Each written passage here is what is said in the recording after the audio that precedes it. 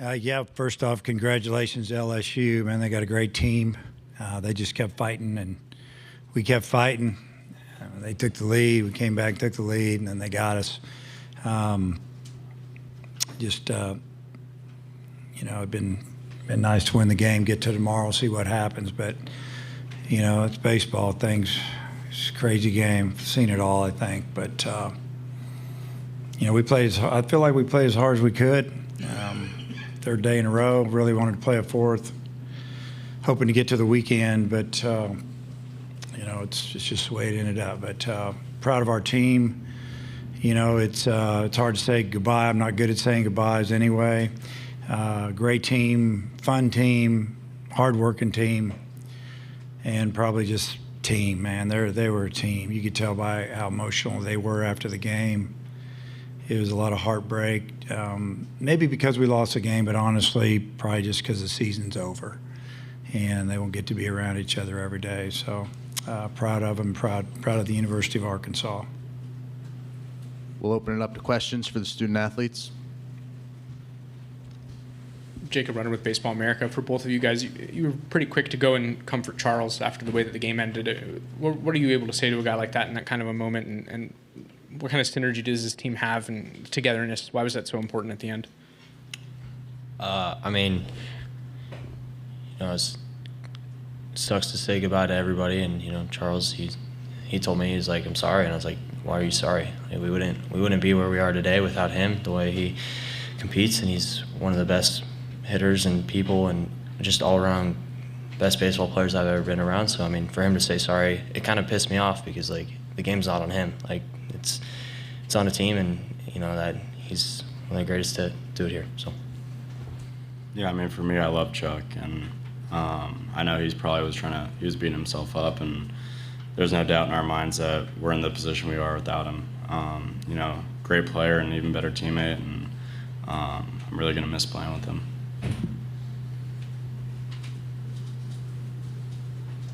Questions for student athletes in the back? Justin Hinkery, 103.7 The Buzz. Gabe, you came back on short rest after your longest outing of the year. Obviously, velocity was good. Had a lot of good moments. How'd you feel? And just kind of walk us through your performance tonight and what you faced. Felt good. Messed up with 2 pitches, and a good team takes advantage of that. So they got me on those 2, and props to them. They're a good team.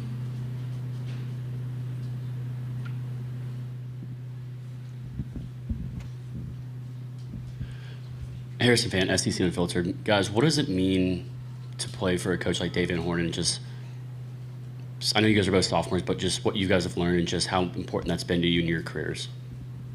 Yeah, it's a pleasure. Every day you show up, you know what you're going to get. He's by far the best coach I've ever been coached by, and it's just excited for next year. Yeah, this coaching staff is the reason I came here. The greatest head coach to ever coach baseball, and we got an unbelievable staff. So every day we get to show up and work with him. We're super grateful, and I couldn't thank him enough. Gabe, Ryder, we appreciate your time.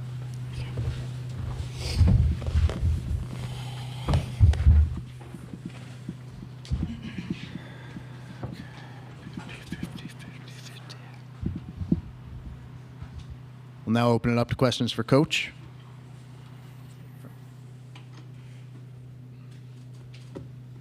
Dave, Andrew Hutchinson, the Best of Arkansas Sports. I wanted to ask you about 2 plays in the 9th inning. Would you like to have seen Vahiva try to turn the double play on that play? And then also, what was your perspective of Charles's play and left? Yeah, well, the way it all turned out, I guess I would have. I haven't talked to him about it. I guess he felt like he moved too far to his right for Cam to turn it. I don't know. He's an average runner. He's not a flyer, but he's not slow either. So I don't know, And then the ball, because I had a straight-on view of it, it was hit hard, obviously, and it was kind of hooking and sinking. But it looked like Charles slipped, like right at the beginning, had taken off for it. And then when he slipped, he probably lost sight of it. And when the ball's hit that hard, he was just trying to find it. And I'd have to watch it again. We're a long ways away. that's what I saw. Noah Beanick, 11.7. Coach, this game just kind of felt like a high-speed chase from the sixth inning on. You just think back to kind of the beginning where a ball just bounces over your third baseman's head on a wacky bounce, and the game just never really slowed down. But I want to know, you mentioned you're not good at saying goodbye. You mentioned that a lot of the guys were feeling a little bit emotional. How do you even begin to address a team in a moment like that? Well, I just told them, after the game, I told them to get in a little tighter. A lot of guys were distraught. Charles was super upset. And I just told them I appreciate the effort all year and the ride they took us on. And, I just told them how much I appreciate them and that we'd talk again later. And I told them 2 months ago that this team needed to finish in Omaha, and they did. It wasn't the way we wanted to finish, but at least they got here. And they competed their rear ends off, lost that first game, then win 2, and, looked like we had a third. We're going to get to tomorrow. You never know, who we're going to pitch tomorrow. I don't know, whoever. But at least, we didn't get that opportunity. But it's not a whole lot you can say. They're going to hear it a little bit, but we'll talk again when we get back. Matt Byrne, Democrat Gazette. Yeah, Dave, there was 10 minutes of silence right there where you're sitting on the dugout bench. I mean, what were you just thinking? Yeah, a lot of things, feeling bad for Charles because, I could see him out there so emotional and everybody hugging on him. And it's not his fault. We wouldn't have got here without Charles dabbling. We wouldn't even come close. The guy got so many clutch hits, started so many rallies. I mean, you probably take 10 wins off of our SEC. I mean, he was unbelievable. And just watching those guys and how they didn't want to leave. And, you can get mad at the game. The game's the game. I mean, things happen. I mean, there's so many plays throughout the game where you could get a hit here, make a pitch there, or play there, and the game changes. And then we got down to the end of the game, they got the big hit. We got a couple big hits. They got a couple big hits. And I was just thinking, and I told Coach Hobbs, I said, man, this game, it will eat your lunch if you let it. And you just got to, learn from everything you do. And you get better at it. It's like life, man. It's just a roller coaster. But you control it, and you got to learn from your mistakes. If you don't learn from your mistakes, you're not smart. That's the way I look at it. Jackson Fuller, Southwest Times Record. Dave, I was wondering if you could walk us through just 2 decisions. Did you consider at all going to Gibbler against Brown in the 6th? And then maybe were you considering walking Jarrett Jones in the 9th there? We weren't going to take Gackle out at that time. So we weren't thinking about going to him. That was just a clutch hit. And I just got to give him credit. What was your second question? Were you considering potentially walking Jarrett Jones tonight? I mean, right on right, I don't think so. I mean, we didn't feel like that it was something we needed to do. I mean, hindsight's 20/20. We could talk about all the ifs and buts until we're sick of each other. Yes. Jacob Runder, Baseball America. Were you able to have a conversation yet with Chuck and to see a player go through that? I mean, how difficult is that? Yeah, I went down and he finally made it to the bench just before I came up here, and he's pretty distraught. But I just told him straight. I started telling him that how much I appreciated him, and we would never have made it here without him. And he said that he was sorry, and I said, "Don't tell me you're sorry. You don't have to tell me you're sorry." And then he said it again. And, it's tough.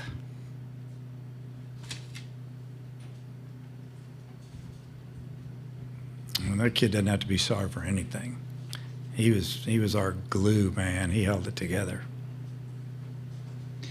Hi, Dave. Peter Burnett from the Council Bluffs Nonpareil. Coach Johnson was talking about just the respect he has for you and for the program. Can you just talk about the respect that you share with him and just being able to share this stage with him? I mean, really the ultimate game aside from the finals themselves. Yeah, I mean, he does a great job. He's a tireless worker. You know, it's a tough place to coach, high expectations, just like in Fayetteville, and he handles it well. You know, we've talked many a times off the field, and I appreciate him, you know, complimenting us and our program, and I feel the same way about their program. One of the top programs in the country year in and year out. Great fan base, a lot of support, and you know, that's why they've got 7 national championships and they're working on an 8th.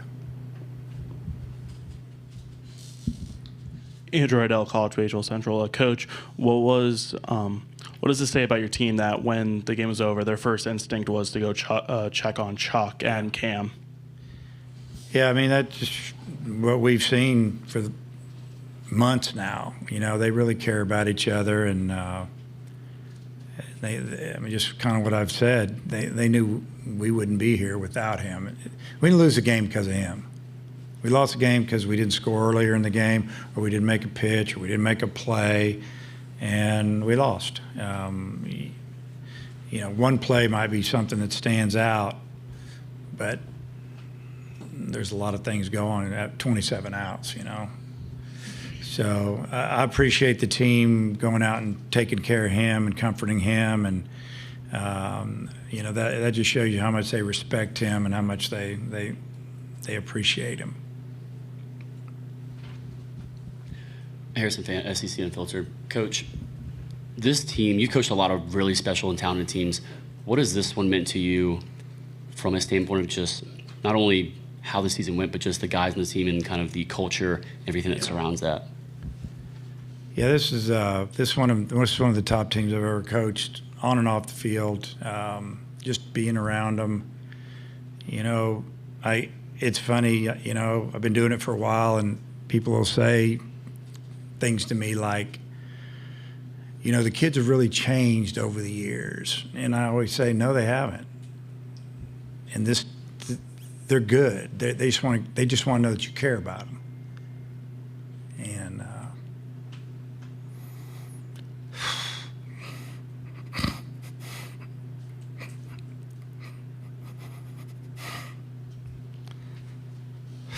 yeah, it's tough, man.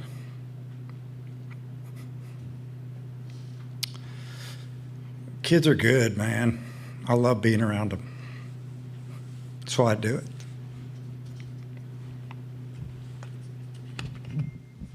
Dave, you mentioned you weren't going to pull Gackle there, so I'm guessing you expected to get some length from him. Kind of what were you expecting to get from him tonight, and just what did you make of his performance? Just what we got, 40 to 50 pitches. He could have gone back in the 9th. It's like I told him, it's not worth it. Man, you got your whole career ahead of you, and you might get 3 outs on 9 pitches. I can't send him back out there. Coach Hobbs and I felt the same way. That's enough. And I mean, that's enough. And you know, he would have gone back out if we'd have said, hey, you got another one in you? What else is he going to say? Yeah, I'm good. No, we had to make that decision, and I'd make it again. It's not fair. It's not fair to him. He gives us everything he has. He's got a bright future, and it's just what you do.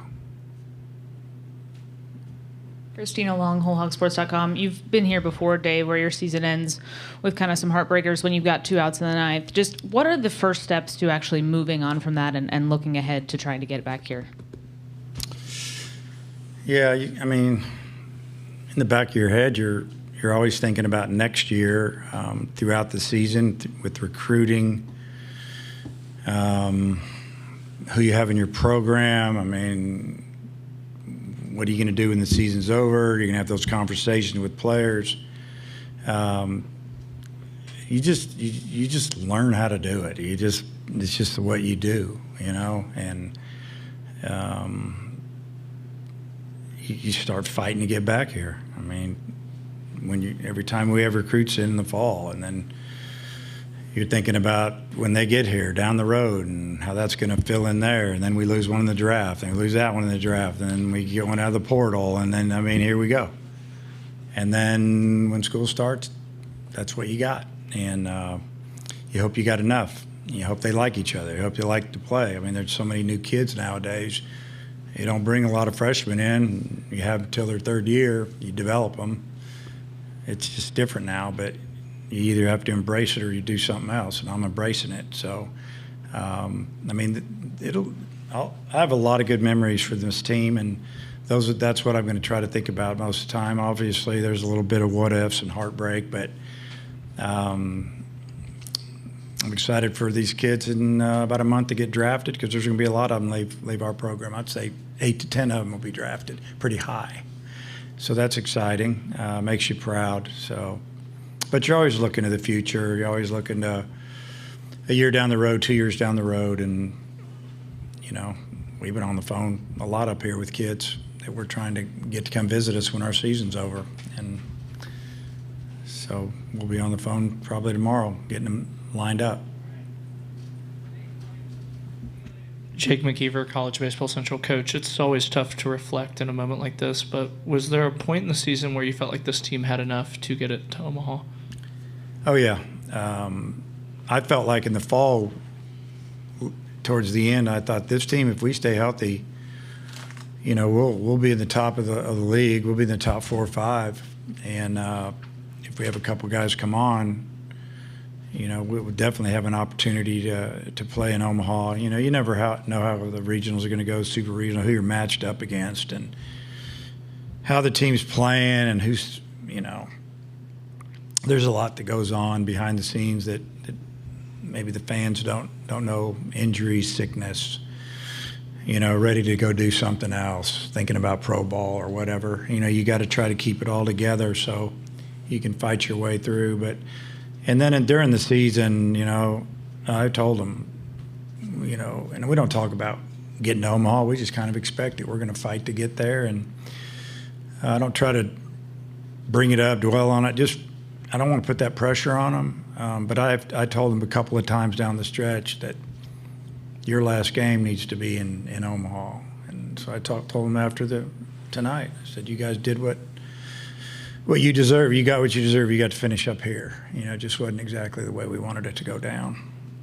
BetOnline is the world's most trusted betting platform and your #1 source for all your sports betting action. With baseball season in full swing, BetOnline has more ways to stay in on the action with the latest odds, news, scores, and even live in-game betting while the games are being played. We keep the dog days of summer rolling with the largest selection of odds on everything. With updated odds on the MLB, UFC, and boxing to tennis and NFL futures, BetOnline remains the best online source for all your sports wagering information. In between games, head over to the BetOnline Casino with all the top Vegas-style games, including poker and live casino. BetOnline, the game starts here.